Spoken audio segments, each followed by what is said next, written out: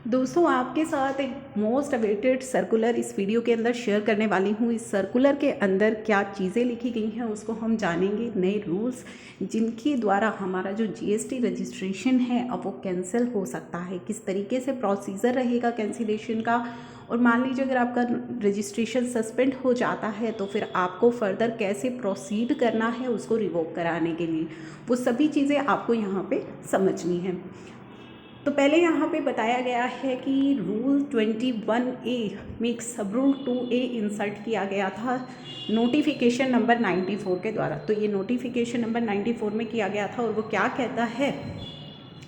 Where a comparison of return furnished by registered person under section 39, यानी कि आपकी GSTR 3B और GSTR 1 के अंदर कुछ सिग्निफिकेंट डिफरेंसेस हैं या एनोमलीज हैं आपकी GSTR 3B और आपके सप्लायर की जो GSTR 1 है उसमें कुछ सिग्निफिकेंट डिफरेंसेस हैं, ITC में कुछ सिग्निफिकेंट डिफरेंसेस है। तो ऐसे केस में आपका जो रजिस्ट्रेशन है वो सस्पेंड किया जा सकता है, आपका रजिस्ट्रेशन कैंसिल किया जा सकता है, आपका रजिस्ट्रेशन सस्पेंड हो सकता है।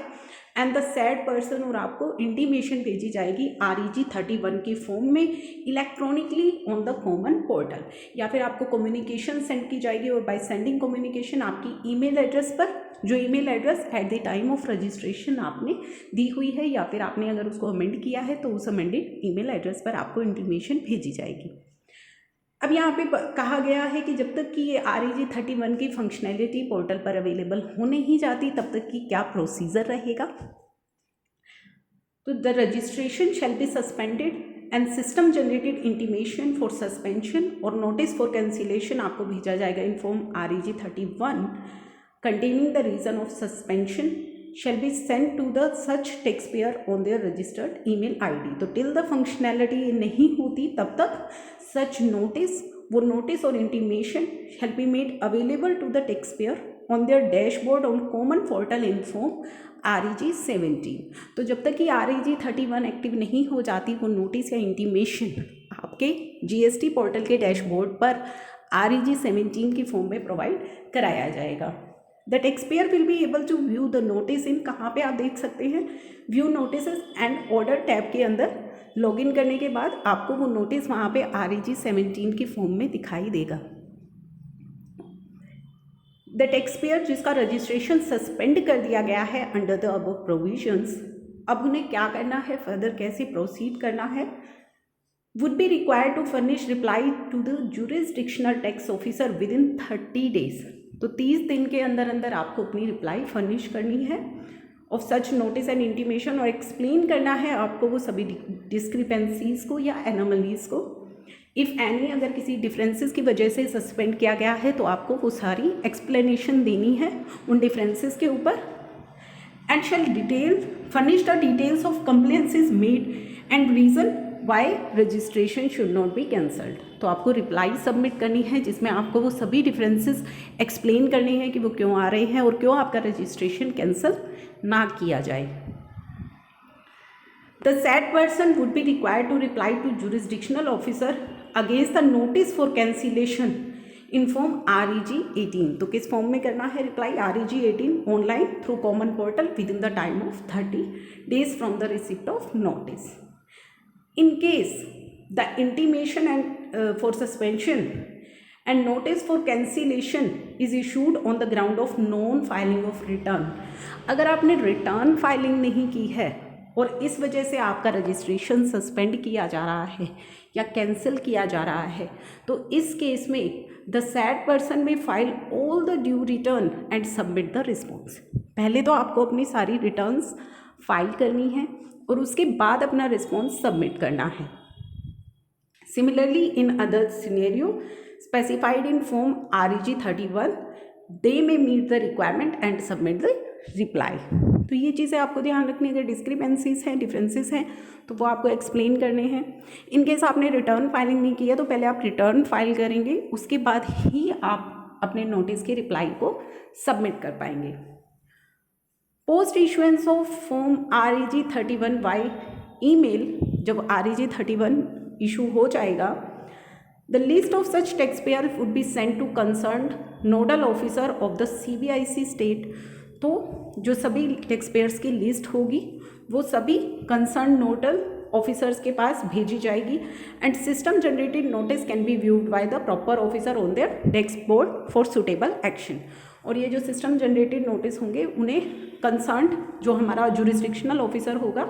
वो अपने डैशबोर्ड पर देख सकता है for suitable action upon receipt of reply और ऑन एक्सपायरी ऑफ 30 डेज, जो कि आपको रिप्लाई का पीरियड दिया गया है। अ task would be created on the dashboard of the proper officer, यानी कि जब आप रिप्लाई सबमिट कर देंगे या वो 30 डेज एक्सपायर हो जाएंगे, जब तक का समय आपको रिप्लाई के लिए दिया गया है, जो जुरिस्डिक्शनल ऑफिसर है, जो प्रॉपर ऑफिसर है, वहाँ पे एक टास्क क्रिएट कर दिया जाएगा उसके डैशबोर्ड पर सुओ मोटो कैंसिलेशन प्रोसीडिंग के नाम से। नाउ प्रॉपर ऑफिसर आपके रिस्पॉन्स जो आपने सबमिट किए होंगे वो एग्जामिन करने के बाद में पास एन ऑर्डर पास कर सकता है, आइदर वो प्रोसीडिंग को ड्रॉप कर सकता है, जो सस्पेंशन और कैंसिलेशन प्रोसीडिंग है, किस फॉर्म में, REG 20 के फॉर्म में, और फॉर कैंसिलेशन ऑफ रजिस्ट्रेशन वो कर सकता है REG 19 के अंदर, based on the action taken by the proper officer. तो जो भी वो एक्शन लेगा, GSTN स्टेटस आपका क्या हो जाएगा, एक्टिव या फिर कैंसल्ड सुओ मोटो। तो डिपेंड करता है ये प्रॉपर ऑफिसर के एक्शन पर, तो उसके एक्शन के बेसिस पर आपका स्टेटस ये हो जाएगा चेंज, या तो एक्टिव हो जाएगा या फिर कैंसल्ड सुओ मोटो दिखाई देगा। Till the time independent functionality जो कि REG 31 के फॉर्म में आनी है is fully ready, it is advise that if proper officer consider is appropriate to drop a proceeding any time after issuance of REG 31, he may advise the said person to furnish his reply on common portal in GST REG 18। तो अभी जब तक REG 31 की functionality नहीं आ जाती, आपको जो reply submit करनी है वो REG 18 की फॉर्म में करनी है। इफ प्रॉपर ऑफिसर का लगता है कि वो कोई प्रोसीडिंग ड्रॉप करना चाहता है तो REG 18 की फॉर्म में आपको रिप्लाई सबमिट करनी है। It is advise that in case proper officer is prima facie satisfied with the reply off person, he may revoke the suspension by passing order in REG 20। अगर वो satisfy हो जाता है आपकी रिप्लाई से तो वो रिवोक कर सकता है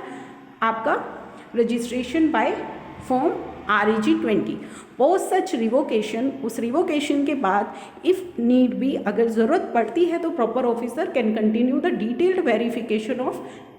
डॉक्यूमेंट्स या फिर रिकवरी कर सकता है अगर कहीं भी कोई शॉर्ट पेमेंट ऑफ टैक्स हुई है। Further in such cases after detailed verification, अगर प्रॉपर ऑफिसर को लगता है that registered person is liable for cancellation, कि रजिस्टर्ड पर्सन का जो रजिस्ट्रेशन है वो कैंसिल होना चाहिए, he can again initiate the proceeding of cancellation in form REG 17। तो ये पूरा का पूरा प्रोसेस आपको यहाँ पे इन्होंने बताया है कि किस तरीके से अब पूरा प्रोसेस जो है वो काम करने वाला है। जब तक कि REG 31 नहीं आ जाता तब तक आपको जो नोटिस इंटीमेशन है वो REG 17 की फॉर्म में अपने कॉमन पोर्टल पर दिखाई देगा, जिसकी कि रिप्लाई आपको सबमिट करनी है 30 दिनों के भीतर। जो कि भी अगर डिस्क्रिपेंसीज की वजह से किया गया है तो वो आपको एक्सप्लेनेशन देनी है, अगर नॉन फाइलिंग ऑफ रिटर्न की वजह से किया गया है तो पहले आपको अपनी रिटर्न फाइलिंग करनी है, और रिटर्न फाइल करने के बाद ही आपको उसकी रिप्लाई को आगे सबमिट करना है।